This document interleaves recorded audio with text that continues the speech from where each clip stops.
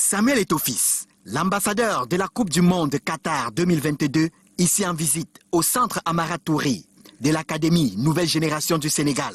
Dans sa mission de propagande de la Coupe du Monde Qatar 8, le président de la Fédération camerounaise de football touche du doigt les installations de ce grenier des champions. On ne s'attend pas souvent de trouver des installations comme celui que j'ai trouvé ici en Afrique.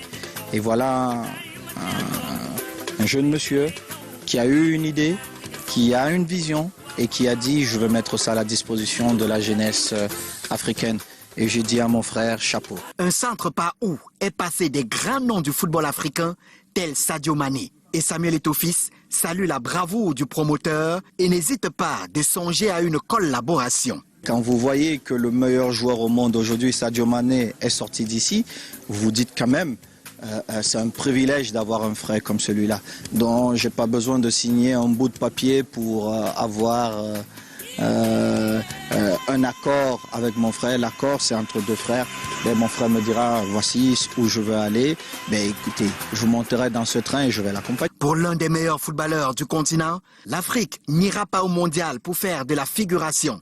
Il faut compter sur ces footballeurs remplis de potentialité. Nous, Africains, on nous a toujours dit que c'est impossible. On nous fait toujours croire que c'est impossible.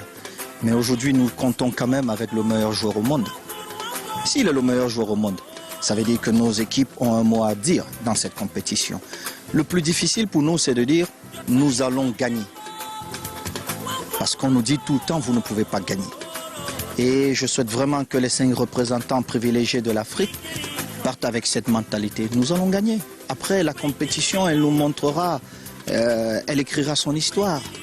Mais au moins que nous ne partons pas de nos différents pays en sachant déjà que nous allons rentrer au bout de 2 semaines de compétition. Une note d'espoir envoyée par le recordman des ballons d'or africains à l'endroit de ses cadets.